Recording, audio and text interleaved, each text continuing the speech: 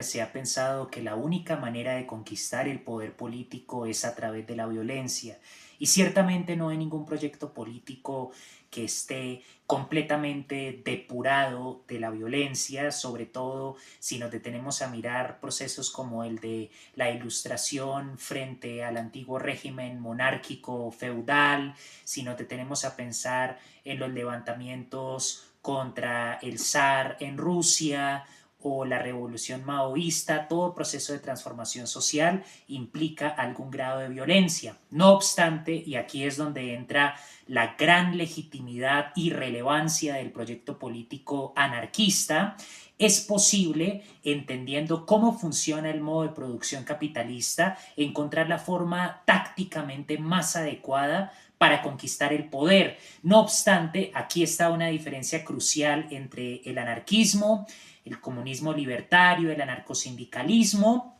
y el comunismo bolchevique, mal llamado comunismo porque al final lo que se dio en la Unión Soviética fue un capitalismo de Estado totalitario.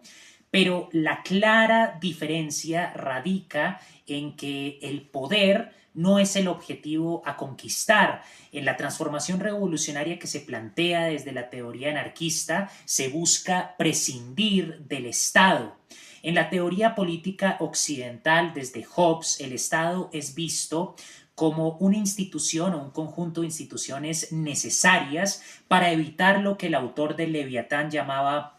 el estado de la naturaleza, aquel supuesto estado primigenio que en ausencia de una autoridad fuerte y omnipotente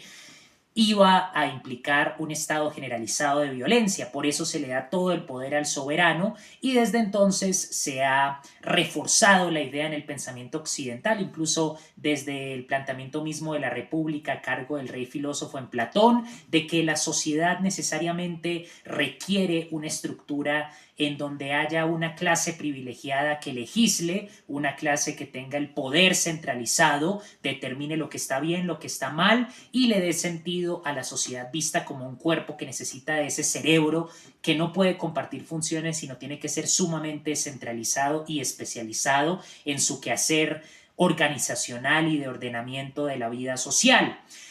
No obstante, el anarquismo desafía esa noción y nos plantea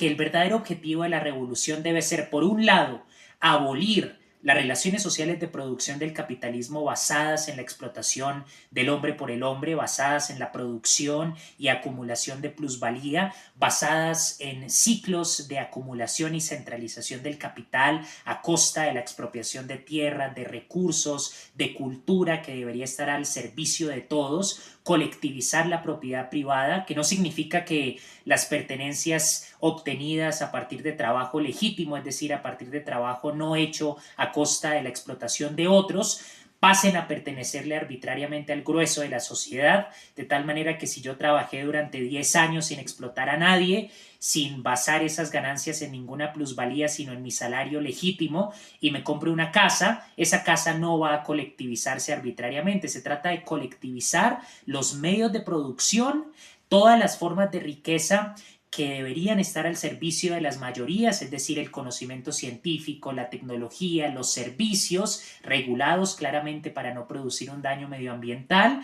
y expropiar desde luego a todos aquellos que han construido su riqueza a partir de un proceso ilegítimo de explotación por medio de la acumulación de plusvalía. Por otra parte, uno de los objetivos de la revolución anarquista es crear una organización social basada en lo que Kropotkin en la conquista del pan llama la cooperación. Recordemos que Kropotkin fue crítico del darwinismo social y plantea en oposición al concepto de competencia capitalista la idea de la cooperación, una nueva forma de organización social en donde no hay instituciones con el poder centralizado, sino que el poder se colectivice y haya una autogestión, pero no egoísta ni individualista, sino una autogestión basada en la cooperación, colectivizaciones de obreros, campesinos, que trabajen a partir de sus sindicatos, no a la manera del partido leninista, con cuadros que tienen la última palabra, sino instituciones verdaderamente democráticas.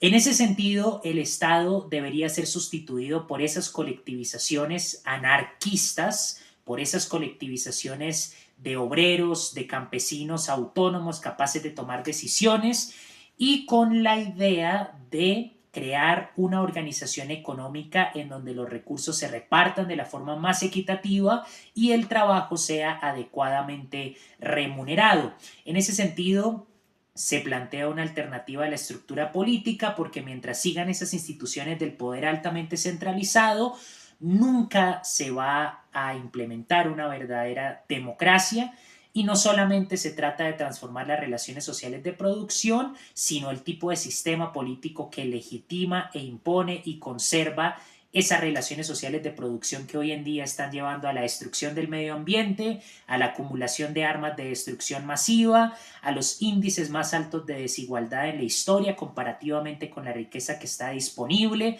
a que la ciencia y la tecnología no esté al servicio de las necesidades reales de las personas, sino subyugada enteramente a los intereses de unos cuantos capitales privados. Es por eso que la revolución anarquista es tan importante y que replantea la idea de la violencia. Sabiendo cómo funciona el capitalismo,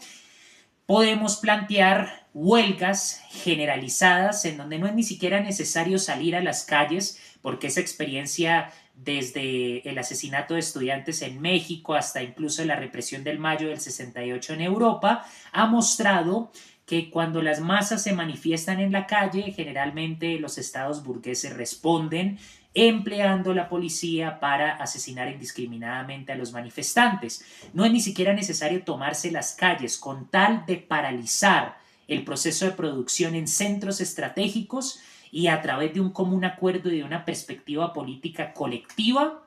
se da un golpe al talón de Aquiles del capitalismo, porque el talón de Aquiles del capitalismo es el flujo de capital, y ese capital de dónde viene, del valor que producen los trabajadores. Si los trabajadores de los aeropuertos, si los trabajadores de fábricas importantes, si los trabajadores de maquilas, de diferentes centros productivos decidieran entrar en huelga y simplemente se fueran a sus casas, creando unas formas de cooperación para evitar morirse de hambre claramente y poder sostener la huelga, se daría un golpe contundente al capitalismo que intentaría claramente reemplazar a esos trabajadores rebeldes, pero si hay un verdadero sentido de solidaridad y de conciencia política, se puede oponer a ese primer intento del capital de simplemente reemplazar a los trabajadores que se rehúsan a trabajar. Si se rehúsan a trabajar, se paraliza la producción y acontece una crisis de estanflación. La preciada plusvalía, el preciado flujo de mercancías de los capitalistas se detendría y sería el momento para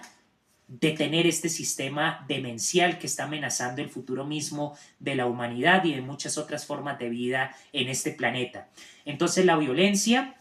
no es el único camino, hay otras formas de desafiar el imperio del capital.